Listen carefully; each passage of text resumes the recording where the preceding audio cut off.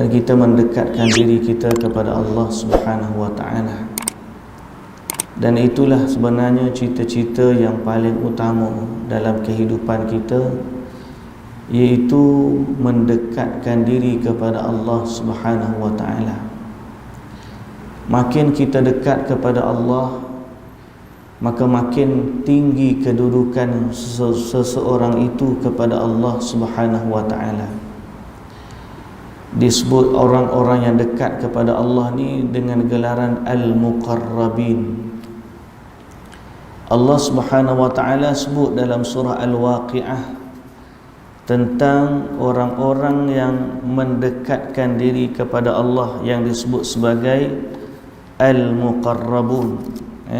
Al-Muqarrabun, orang-orang yang dekat kepada Allah Subhanahu wa taala. Kata Allah, fa amma in kana minal muqarrabin farauhun wa raihanun wa jannatu na'im, wa amma in kana min ashabil yamin fasalamun laka min ashabil yamin, wa amma in kana minal mukaththibin ad-dallin fanuzulun min hamim wa tasliyatu jahim. Allah Subhanahu wa taala sebut golongan yang akan berada pada hari akhirat ni ada 3 golongan. 3 golongan. Pertama, Allah Taala sebut Al-Muqarrabin. Al-Muqarrabin.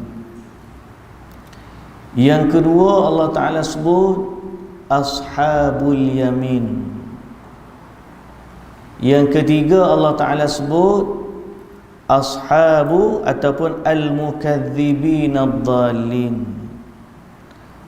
Al-Muqarrabin adalah orang-orang yang mendekatkan diri kepada Allah.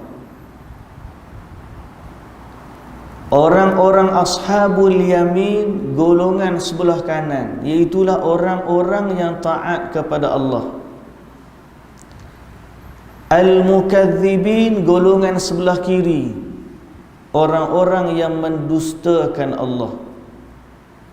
3 ni Allah Ta'ala sebut dalam surah Al-Waqiah, bermula dari ayat 88 sampailah ke ayat 94. Siapa golongan yang disebut sebagai Al-Muqarrabun? Al-Muqarrabun ni orang-orang yang berlumba-lumba kepada kebaikan. Orang-orang yang berlumba-lumba kepada kebaikan. Di mana Allah Subhanahu wa taala disebut juga dalam surah yang lain, ثم أورثنا الكتاب الذين اصطفينا من عبادنا فمنهم ظالم لنفسه ومنهم مقتصد ومنهم سابق بالخيرات. Kata Allah Subhanahu wa taala dalam surah Fatir ayat 32. Surah Fatir ayat 32. Kemudian kami wariskan kitab kepada orang-orang yang terpilih dari kalangan hamba-hamba kami. Faminhum zalimun li nafsih. Dari kalangan mereka ada orang yang menzalimi diri mereka. Ayat ini Allah Ta'ala mula daripada belakang. Orang yang zalim dari kalangan mereka. Wa minhum muqtasid, dari kalangan mereka juga ada orang yang berpada-pada. Wa minhum sabiqum bil khairat, ada dari kalangan mereka yang berlumba-lumba kepada kebaikan. Jadi surah Fatir ni dia sama dengan surah Al-Waqiah tadi. Allah bagi kepada 3 golongan.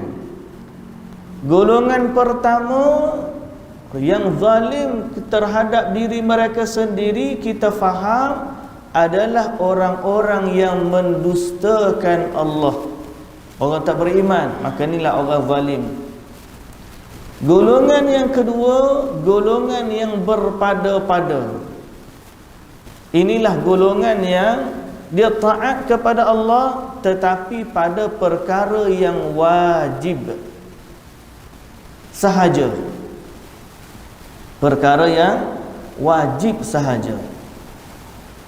Yang ketiga, orang yang berlumba-lumba kepada kebaikan. Mereka inilah yang disebut sebagai al-muqarrabun, orang yang mendekat, orang yang dekat diri dia kepada Allah Subhanahu wa ta'ala. Jadi orang yang dekat kepada Allah Subhanahu wa ta'ala inilah orang yang paling dicintai oleh Allah Subhanahu wa ta'ala. Dan sifat mereka adalah berlumba-lumba melakukan kebaikan. Dan makin dia tinggi kedudukan dia di sisi Allah Subhanahu wa ta'ala, orang ini akan dikenali sebagai wali-wali Allah.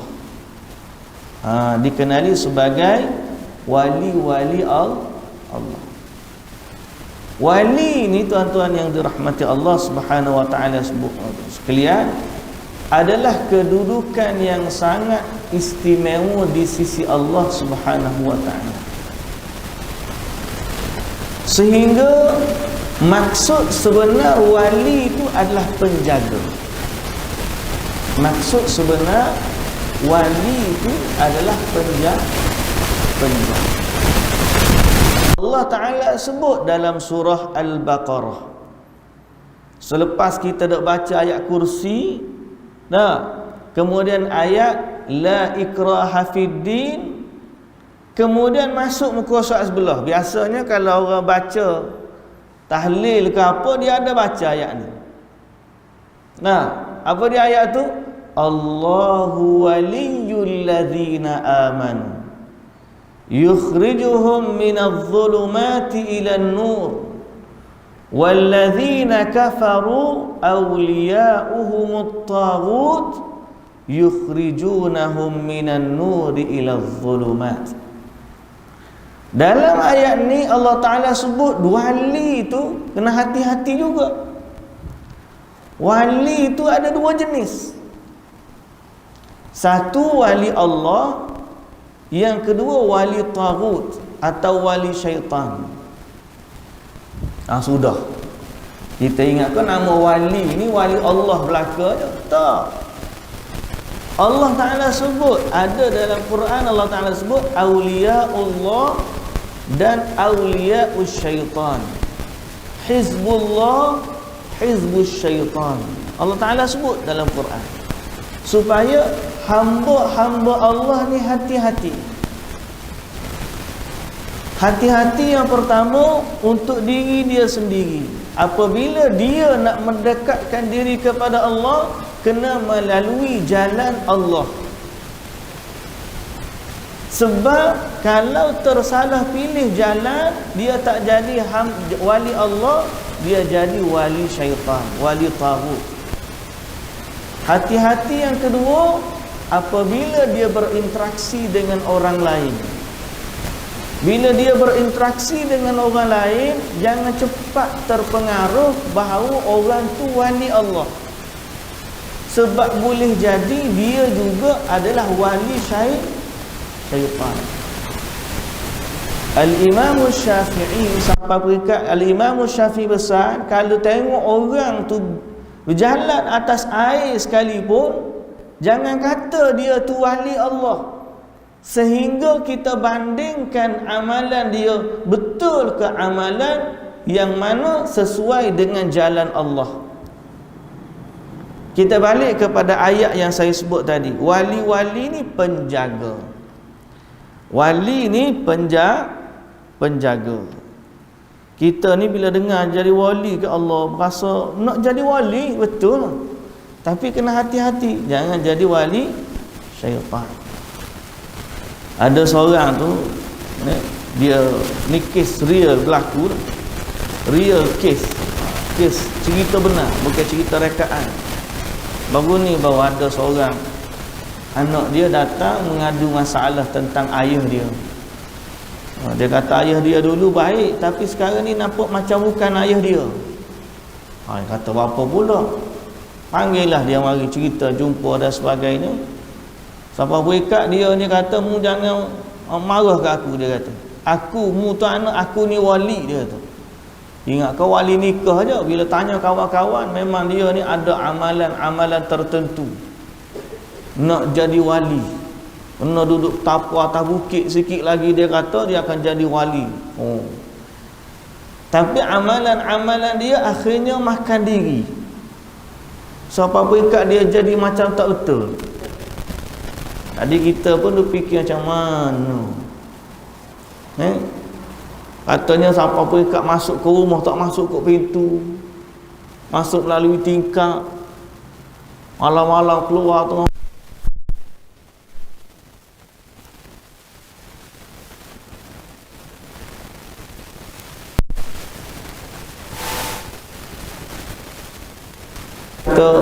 Semoga Allah Ta'ala bagi hidayah kepada dia dan Allah menyelamatkan.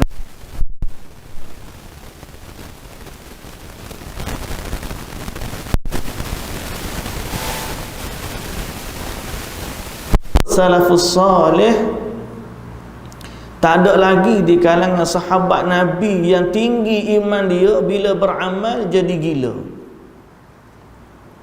Tak ada lagi.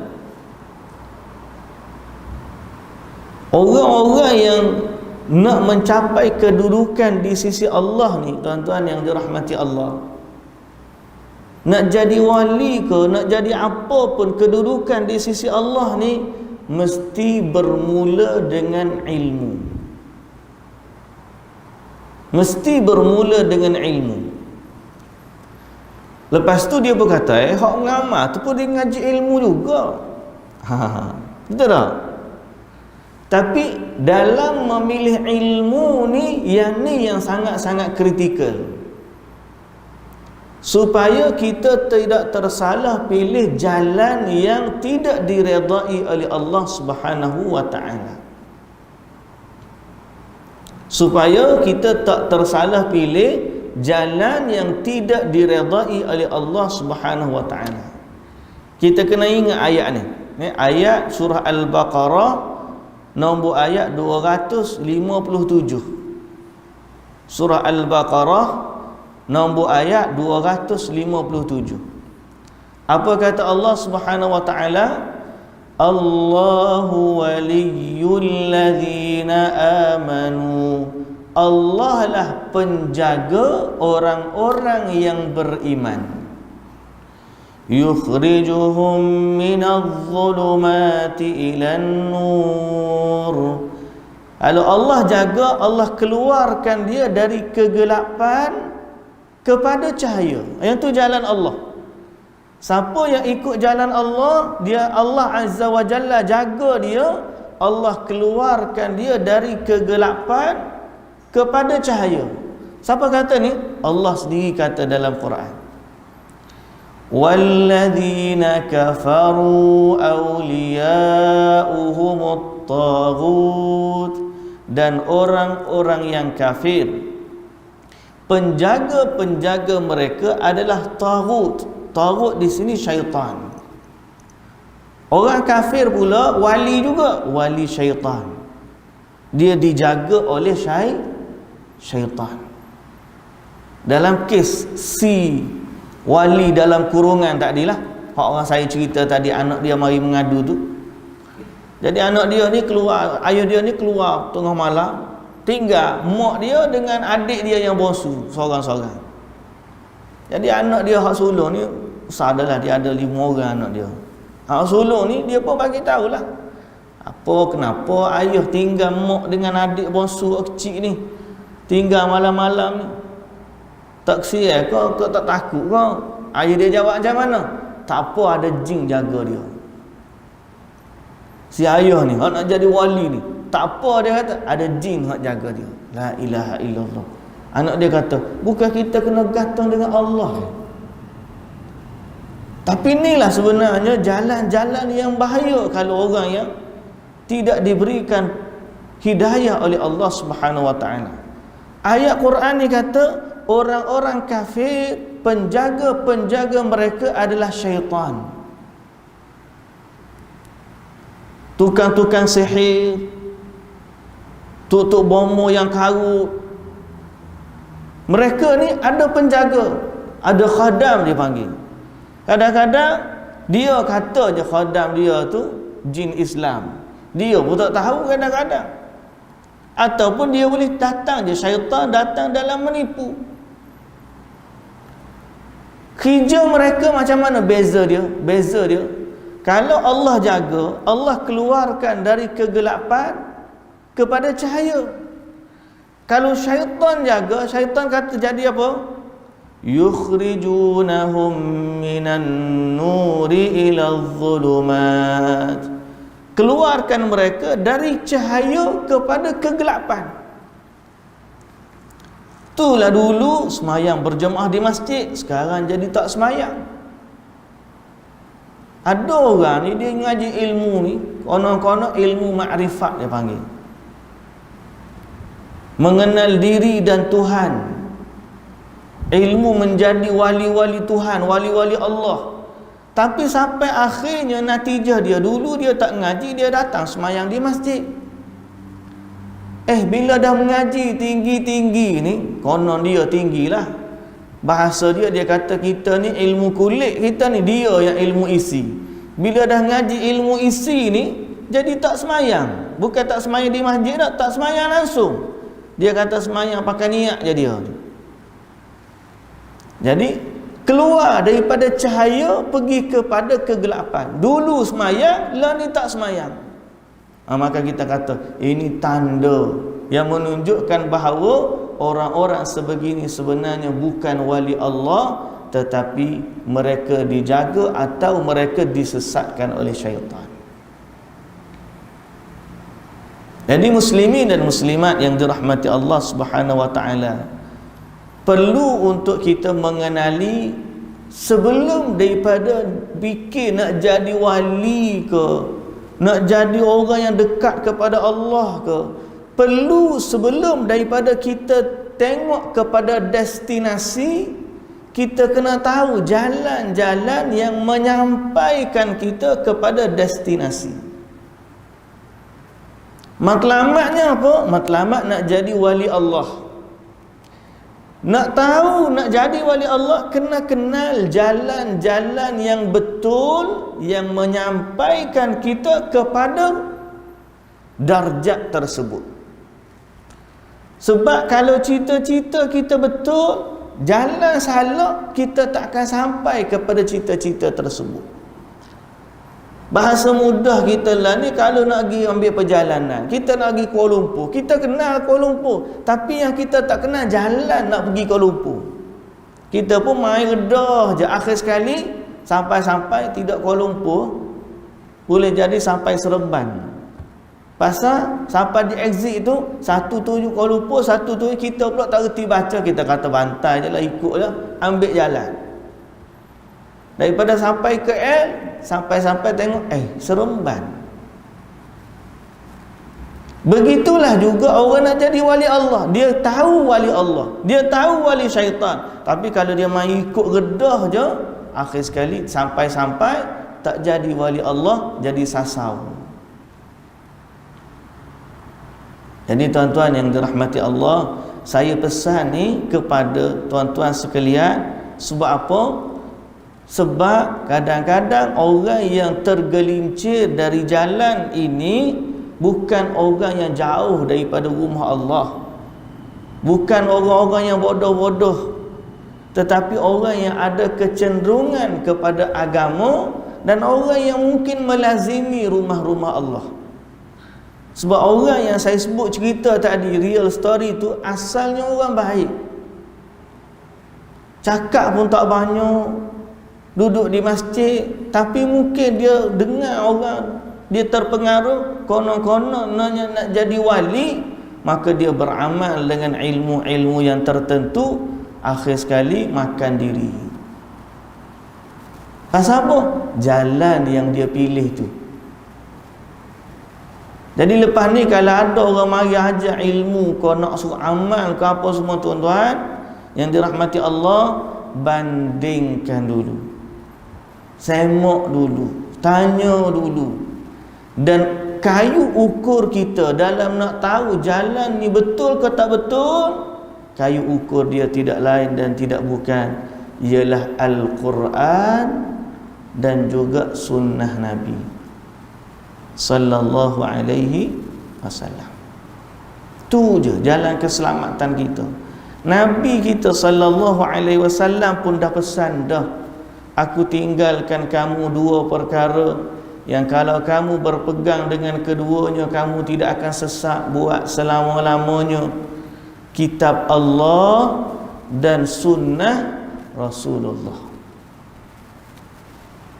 Kalau orang datang buat tanya gini, buat amalan, kita tanya, ada tak dalam Quran amalan ni? Yang kedua, ada tak hadis Nabi berkaitan dengan masalah ni? Pasal apa? Sebab itulah jalan dia. Kalau tiba-tiba mari ajar, kena baca zikir ni 10,000 sehari, dia duk baca tu 10,000. Kita katakan bahawa Nabi sallallahu alaihi wasallam adalah orang yang paling tinggi kedudukan dia di sisi Allah, dan Nabi tak pernah ajar sahabat dia zikir sampai 10,000 sehari. Kalau nak banyak, tuan-tuan, ambil Quran baca. Hak ni hak paling hebat sekali. Ada orang nak ambil jalan mudah, dia tak nak baca pun. Ngaji Quran ni payah, tuan-tuan. Ngaji ni payah. Nak kena betul lidah, nak kena sebut makhraj dia, nak kena ngaji tajwid lagi, nak kena ambil masa, nak kena pegang Quran, nak kena ambil wudu.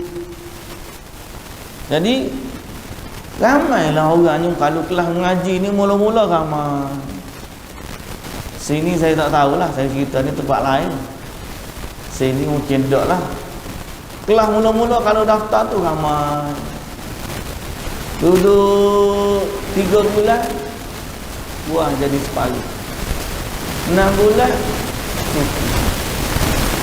kalau boleh tahan sampai setahun, hak tu lah hak kekal sampailah bila-bila. Pasal apa? Sebab Quran ni berat. Berat pada orang-orang yang tidak diberi hidayah oleh Allah Subhanahu wa taala. Semoga Allah taala jadikan kita sebahagian daripada ahli Quran. Jadi muslimin dan muslimat yang dirahmati Allah, hari ini penting juga kita sekali lagi nak tegaskan bahawa dalam menjadi orang-orang yang mendekatkan diri kepada Allah, mesti kembali kepada Al-Quran dan juga As-Sunnah. Baik, dalam kembali ni, tuan-tuan yang dirahmati Allah, dalam kembali ni kita kena juga kembali dengan cara yang betul. Ada juga kadang-kadang dia datang dengan hujah tapi tidak guna cara yang betul dalam berhujah. Sebagai contoh, baru ni keluar polemik tentang zikir hu. Tuan-tuan pernah dengar tak orang duk bahas kan? Boleh ke tak boleh zikir hu ni? Boleh ke tidak boleh zikir hu? Sebab dia kata apa? Dia kata orang yang zikir hu ni, sebab pertama ada dalam Quran. Fa'lam annahu la ilaha illahu. Ketahuilah bahawa tidak ada Tuhan yang berhak disembah melainkan Dia. Hu tu Dia. Jadi dia kata ada dalam Quran hu. Yang kedua, dia pula jawab bahawa orang yang zikir hu ni kerana mereka nak beradab dengan Allah. Sebab agak kurang sopan dan kurang adab kalau panggil Allah dengan nama dia. Seperti kita kalau jumpa orang besar-besar, kita tak panggil nama dia, kita panggil gelaran dia. Jadi ni kata mereka, okey, beradab dengan Allah. Tuan-tuan pernah dengar kan awak jawab lagu tu lah. So, betul atau tidak alasan tersebut? Yang pertama, nombor satu sekali, saya bagi contoh ni. Lepas ni apa juga amalan orang ajar, tuan-tuan kena banding macam ni. Nombor satu, ayat hak dia kata fa'lam annahu la ilaha illahu tu, ayat hak menjadi hujah dia tu, ayat tu telah turun kepada Nabi kita Muhammad sallallahu alaihi wasallam. Dan Nabi Muhammad sallallahu alaihi wasallam juga ajar ayat ni kepada para sahabat Nabi radhiyallahu anhum ajma'in. Persoalan dia, kalau ayat tu turun kepada Nabi dan Nabi juga ajar kepada sahabat, kenapa pula Nabi sendiri tak zikir hu tu? Nabi tak ada zikir hu. Sahabat Nabi tak ada pun zikir hu. Betul dia memang berhujah dengan ayat Quran. Tapi sebelum ayat Quran tu sampai kepada kamu, ayat Quran ni dah turun kepada Nabi dan sampai kepada sahabat. Kenapa Nabi yang diturunkan ayat tu kepada dia tak faham pun macam tu? Apakah kamu lebih faham ayat Quran daripada Nabi sallallahu alaihi wasallam? Dan kalau kamu kata begitu, berarti kamu lebih baik kefahaman kamu daripada Nabi sallallahu alaihi wasallam, dan itu adalah mustahil. Mustahil ada orang lebih faham Quran daripada Nabi Muhammad sallallahu alaihi wasallam. Nabi lah yang lebih faham. Jadi kalau mustahil orang tu lebih faham, tak adalah jawapan yang sesuai, melainkan Nabi hak faham, kamu tu salah faham. Salah faham ayat. Betul ayat Quran, fa'lam annahu la ilaha illahu. Betul ayat Quran. Tapi Nabi sendiri, waktu ayat ni turun pada Nabi, Nabi tak ambil pun dia sebagai zikir hu. Awak. Jadi kita kena banding macam tu. Supaya apa? Kita tak tersalah jalan. Yang kedua, alasan beradab dengan Allah. Alasan beradab dengan Allah, tak boleh panggil nama Allah secara direct, sebaliknya panggil ganti nama, kata ganti nama. Pun kita kata salah. Sebab apa salah? Sebab Quran ajar kepada kita seru Allah dengan nama-nama dia. Allah Ta'ala sendiri yang kata, walillahil asma'ul husna fad'uhu biha. Dan bagi Allah itu nama-nama yang indah, maka serulah Allah dengan nama-namanya. Walillahil asma'ul husna fad'uhu biha. Allah suruh dengan nama dia. Dalam ayat yang lain Allah Ta'ala kata, qul id'ullaha aw id'ur rahman. Panggillah Allah, panggillah ar-Rahman. Ayyamma tad'u falahul asma'ul husna. Mana-mana yang kamu nak panggil, Allah ni memiliki nama-namanya yang indah. Jadi orang tu kata kita panggil dengan kata ganti nama supaya beradab, tapi sebenarnya alasan itu bersalahan dengan perintah Allah, di mana Allah sendiri suruh panggil Allah dengan nama-nama dia.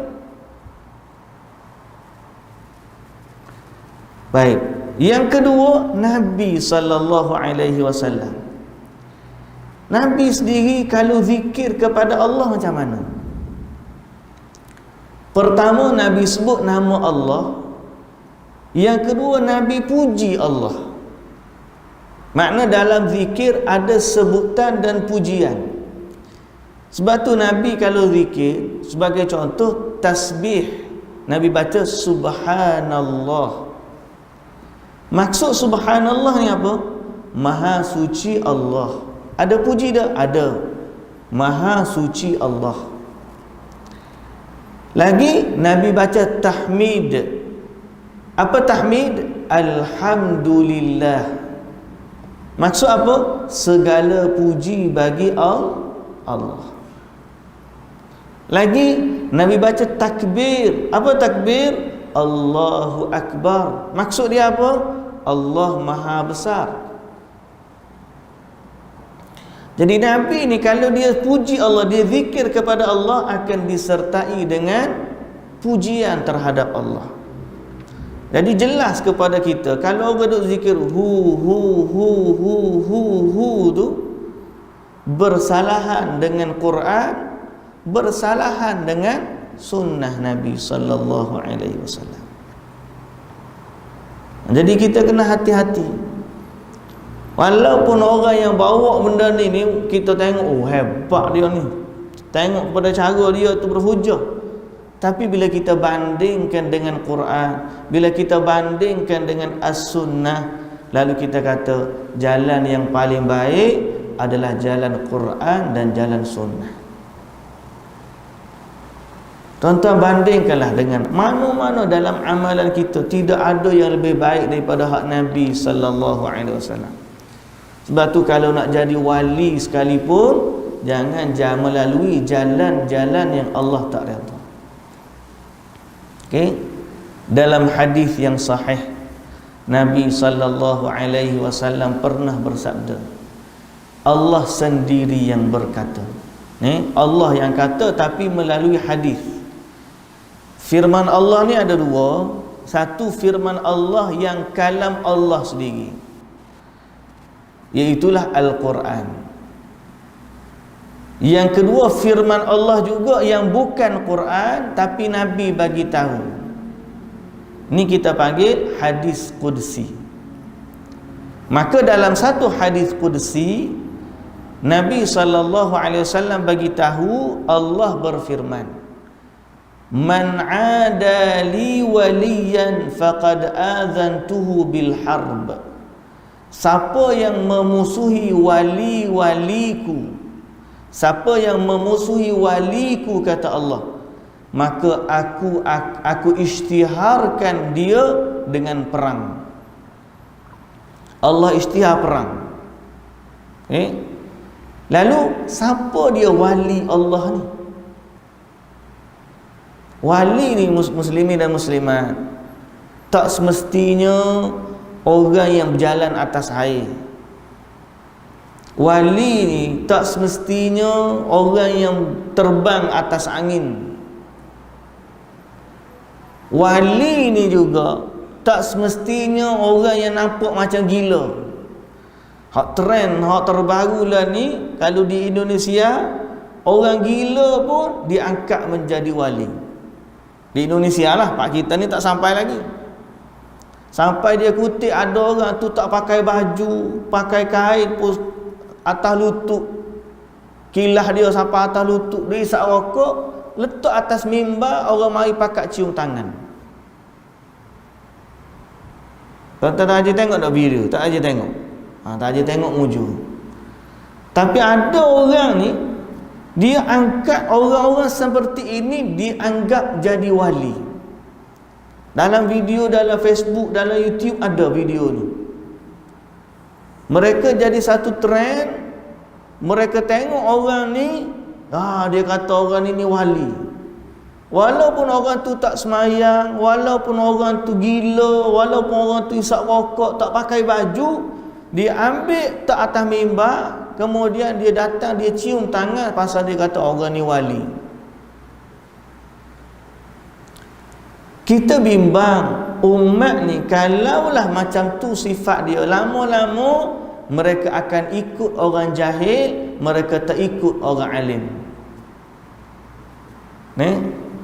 Di akhir zaman nanti bila orang alim mati, maka kata Nabi SAW, ittakhadhu ru'usan juhalan, mereka akan angkat pemimpin-pemimpin yang jahil. Pemimpin yang jahil ni bukan pemimpin negara semata-mata, tak. Fadallu wa adallu, mereka tu sesat dan menyesatkan. Termasuklah juga orang yang dianggap pemimpin dalam sudut ilmu dan juga amalan. Oh, ni Tok Syekh kita ni, tiba-tiba Tok Wali ni, tiba-tiba orang ni orang yang tidak waras. So macam mana? Itu yang jadi kadang-kadang amalan jadi pelik-pelik, makin banyak amalan pelik. Orang lebih suka kepada amalan yang zahir, penampilan dia. Penampilan ni tuan-tuan boleh beli. Penampilan boleh beli, pergi kedai, tak rajin belajar pun tak apa, pergi kedai, tuan-tuan beli jubah selai, harga dia RM60. Beli kopiah satu, harga dia RM20. Beli serban satu, harga dia mungkin juga RM20. Modal dia RM100. Tuan-tuan pakai jubah ke RM60, tak piah ke RM20, letak serban RM20, modal dia RM100. Jadilah penampilan. Tak? Lepas tu buat TikTok ke, buat Facebook ke, buat YouTube ke, orang panggil ustaz. Boleh tak? Boleh. Hak tak boleh nak beli ni apa? Ilmu. Ilmu ni kalau tak ada 100 nak pergi beli buku aku. Tapi kalau nak baca bahasa Arab, buku kitab Arab, nak kena belajar macam Quran tadi lah. Penampilan boleh beli, tapi kalau selepas pakai piah, pakai jubah, orang pun kita pun datang daripada orang tolak jadi tok imam. Boleh jadi tok imam? Ketak gigah, lutut lembek kata. Pasal apa? Pasal nak duduk depan kena ada ilmu. Penampilan tak boleh. Itu beza antara penampilan dengan ilmu. Orang masyarakat ni kadang-kadang dia tengok penampilan, dia tak tengok ilmu. Penampilan boleh beli, ilmu tak boleh beli. Iman tidak dapat diwarisi. Dari seorang ayah yang bertakwa, kata Raihan dulu lah, Nasyid Raihan dulu. Jadi ilmu ni kena kembali kepada Quran, kena kembali kepada hadis Nabi sallallahu alaihi wasallam. Apa yang Allah sebut itulah ilmu. Apa yang Nabi ajar itulah ilmu. Benda yang Allah Ta'ala tak sebut, Nabi pun tak ajar, tapi dia datang dengan penampilan seperti mana orang ilmu, dia cakap sembang mengikut apa panggil kepala dia, maka itu nama dia hawa nafsu. Kena beza tuan-tuan. Ada ilmu berdasarkan Quran dan Sunnah, ada juga ilmu berdasarkan hawa nafsu. Maka ilmu berdasarkan hawa nafsu ni menyesatkan. Oh, saya rasa bagus buat macam ni. Oh, amalan kita ni kena buat lagu ni. Ada hujah tak? Ada. Tapi saya rasa hak ni molek. Dia panggil hawa nafsu. Hawa nafsu. Sebab tu tuan-tuan yang dirahmati Allah, nak dapatkan ilmu, nak jadi wali, Nabi SAW sebut dalam hadis yang sahih tadi, Allah kata, siapa yang memusuhi waliku, aku isytiharkan dia dengan perang. Lalu Allah sendiri kata, wa ma taqarraba ilayya 'abdi bi syai'in ahabbu ilayya mimma aftaradtuhu alaih. Tidak ada seorang pun yang mendekatkan diri kepadaku, kata Allah, lebih aku suka daripada apa yang aku perintahkan, apa yang aku fardukan. Yani Allah ni dia suka kepada seorang hamba bila hamba tu buat apa yang dia suruh. Dan memang itulah nama dia taat pun.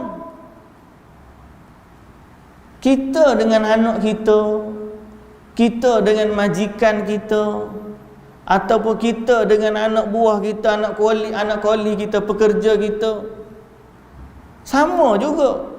Yang nama taat ni bila buat apa yang disuruh. Lalu dengan Allah pun macam tu juga. Siapa yang nak jadi wali Allah, poin nombor 1, buat apa yang Allah suruh. Apa yang Allah suruh bagi 2. Pertama, suruhan yang wajib, dan yang kedua, suruhan yang sunat. Suruhan yang wajib tu fardu lah, / fardu, wajib atau fardu. Yang kedua, suruhan yang sunat. Jadi nak wali ni kena selesai 2 ni. Pertama, kena buat apa yang Allah Ta'ala suruh dari yang wajib. Yang kedua, kena buat apa yang Allah suruh daripada yang sunat. Baru jadi wali. Berdasarkan hadis Nabi ni sallallahu alaihi wasallam, yang Nabi sendiri kata Allah sendiri berfirman. So kita tengoklah apa perintah Allah yang wajib. Nombor 1 sekali, solat 5 waktu. Jadi kalau orang tu dakwa dia wali, nombor 1 sekali kena cek solat 5 waktu dia. Kalau solat 5 waktu dia tak sempurna, jangan mimpi nak jadi wali. Jangan mimpi nak jadi wali. Kalau solat 5 waktu tak sempurna, ni tak sempurna tuan-tuan. Apatah lagi kalau tak cukup. Kalau tak cukup memang jauh lah, jangan mimpi lah. Sebab tu kadang-kadang tak usah kata penampilan. Kalau orang tu solat 5 waktu di masjid, walaupun tak ngaku dia jadi wali, sebenarnya orang ni berada dalam penjagaan Allah. Nabi SAW sebut dalam hadis, siapa yang salat subuh berjamaah, dia dalam penjagaan Allah sampai ke petang. Siapa yang salat isyak berjamaah di masjid, dia dalam penjagaan Allah sampai ke pagi. Inilah wali, pasal Allah jaga dia. Jadi perkara yang wajib Allah Ta'ala perintahkan, nombor 1 sekali, salat. Kalau orang nak mengaku jadi wali, salat mesti 5 waktu di masjid. Awal waktu. Tu poin nombor 1 sekali. Kalau tiba-tiba dia mari kata dia wali, semayang Jumaat pun tak mari, salat Jumaat pun tak, salat 5 waktu pun tak cukup, maka tuan-tuan jangan terpengaruh dengan dia. Kata tak apalah, saya ngaji dengan ustaz lain lah. Awak nak mari buku kau apa semua, kita tengok dia salat 5 waktu tak cukup ataupun tidak berjamaah di masjid, kita kata minta maaf, saya nak jaga hak Tuhan suruh nombor 1. Kena hati-hati tuan-tuan. Sebab apa? Sebab orang ni kalau dia mari dengan mulut manis dia, hak pengikut ayah pen tu orang cerdik pandai. Pengikut Rasul Kahar tu orang cerdik pandai. Pengikut Al-Arqam yang difatwakan sesat, orang cerdik pandai. Ini fitnah dalam agama. Saya pesan ni, walaupun tuan-tuan kata benda ni basic, orang tahu belaka dah, tak.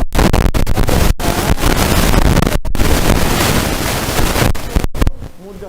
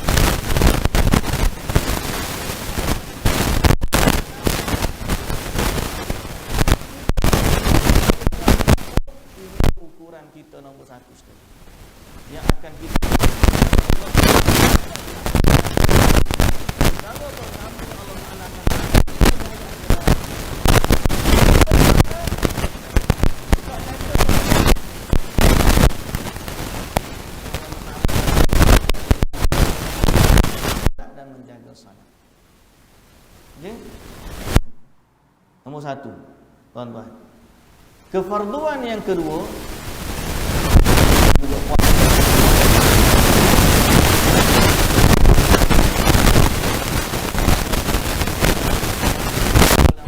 Dia kata aku ni tak kena puasa, maka mengarutlah tuan-tuan. Mengarut. Kalau sampai ke satu tahap dia kata dia tak perlu puasa. Kemudian hak bab zakat, bab haji tu bagi yang kemampuan tu. Tapi kalau dia kata ada amalan haji yang lebih baik daripada, ada amalan ziarah yang lebih baik daripada haji, kata paling punggung tinggal. Kalau dia kata amalan ziarah tepat sekian-sekian lebih baik daripada haji, maka tuan-tuan tinggal dia. Ada orang kata kalau pergi ke kubur fulan bin fulan, pergi ziarah kubur fulan bin fulan lebih baik daripada sekali berapa kali haji. Dengar aja macam tu, tuan-tuan tinggal. Pasal apa? Takkan ada lebih baik daripada haji. Takkan ada amalan hak menyaingi amalan haji Nabi kalau bab ziarah. Tapi kalau bab pahala, kalau Nabi SAW sebut, hadis pula atau panggil apa daripada Nabi SAW, itulah kita boleh terima. Macam Nabi kata umrah dalam Ramadan seperti haji bersama Nabi. Tu Nabi sebut, okeylah. Umrah dalam Ramadan tepat pun Kaabah yang sama. Cuma pahala dia umrah dalam Ramadan sama dengan haji bersama dengan Nabi. Alhamdulillah. Ataupun dalam satu hadis Nabi SAW kata siapa salat subuh berjamaah kemudian dia duduk lepas pada salat, dah zikir ke, buat apa ke, mengaji ke, belajar ke sampai terbit matahari, kemudian duduk lepas terbit matahari dia salat 2 rakaat. Salat 2 rakaat lepas daripada terbit matahari, kita panggil salat isyraq. Isyraq pun boleh, duha pun boleh. Kalau dia nak duduk lama sikit, tunggu sikit, jadi duha. Benda yang sama je. Isyraq ni duha di awal waktu, nama dia isyraq. Dapat pahala apa Nabi kata? Seperti mengerjakan haji dan umrah yang sempurna, yang sempurna, yang sempurna. Ayat tu tak apa, sebab Nabi bagi tahu gitu. Ni tak tahu siapa bagi tahu, dia kata siapa ziarah kubur fulan bin fulan pahala dia lebih baik daripada buat haji beberapa kali. Kita kata sorry, kita tinggal. Pasal apa? Sebab tidak ada perkara yang lebih fardu besar daripada apa yang Allah perintah.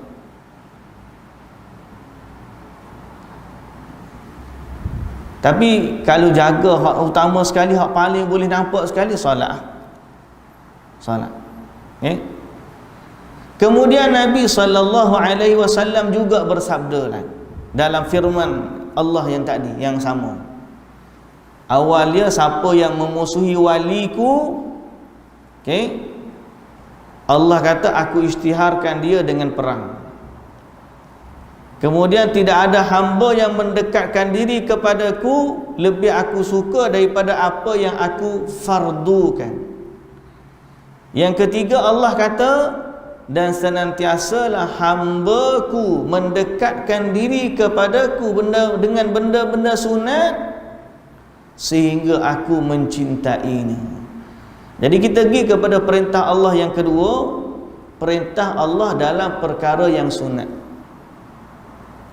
Sunat ni kena datang dengan perintah juga. Bukan sunat ni kita buat tak dapat pahala, tak buat tak dosa. Lepas tu siapa dia ajar? Tak ada orang ajar, aku sendiri nak buat, lalu kita kata benda ni sunat. Tak boleh. Dia mesti datang dengan perintah. Tuhan suruh, Nabi suruh, cuma bentuk suruhan tu tidak wajib jadi sunat. Kalau tak ada suruhan dalam agama, dia tak akan jadi. Jadi nak tahu benda-benda sunat ni, tuan-tuan yang dirahmati Allah, tetap juga kena kembali kepada Quran dan tetap juga kena kembali kepada hadis. Hadis Nabi sallallahu alaihi wasallam. Nak tahu benda sunat. Jangan kita kata benda ni sunat je. Siapa ajar dia sunat? Tak tahu. Yang penting kalau buat tu boleh pahala lah, tak buat tak dosa. Itu sunat tu dari sudut hukum, tapi asal nak tahu benda ni sunat ke tidak, kena tahu perintah tu ada ke tak ada. Perintah tu nak daripada mana? Perintah tu daripada Nabi lah sallallahu alaihi wasallam. Jadi apa pun dalam ibadat kita kena kembali kepada perintah. Dan jangan gelincir daripada jalan ini, kerana sesungguhnya tergelincir daripada jalan Quran dan sunnah, maknanya orang tu terpesong daripada jalan yang benar. Walaupun pada mata manusia nampak cantik, walaupun pada pandangan manusia nampak hebat, tapi tidak ada orang yang lebih baik amal ibadat dia daripada Nabi kita Muhammad sallallahu alaihi wasallam. Jadi untuk tahu benda-benda sunat, untuk tahu perintah Allah, tuan-tuan, bacalah, belajarlah ilmu. Dia tak sekadar dengan penampilan, dia kena belajar dengan ilmu. Cari hadis-hadis Nabi. Dan banyak sebenarnya sunnah-sunnah sudah pun dilupakan. Betul. Banyak sunnah-sunnah Nabi ni dilupakan. Ni ada satu kitab menghidupkan sunnah-sunnah yang terlupakan. Mana banyak dah sunnah Nabi ni orang lupa, padahal benda ni sunnah. Antara yang orang lupa ialah zikir selepas solat. Berapa ramai yang orang baca zikir hak Nabi sallallahu alaihi wasallam baca selepas daripada solat fardu. Kadang-kadang kita baca dah, bukan tak baca, tapi berapa persen daripada hak kita baca tu sesuai dengan sunnah Nabi. Sebagai contoh, antara zikir selepas salat yang Nabi baca, La ilaha illallah wahdahu la syarika lah, lahul mulku wa lahul hamdu wa huwa ala kulli syai'in qadir, Allahumma la mani'a lima a'taita wa la mu'tiya lima mana'ta wa la yanfa'u dzal jaddi minkal jadd. Riwayat hak bawa zikir ni riwayat yang paling sahih, riwayat Bukhari dan Muslim.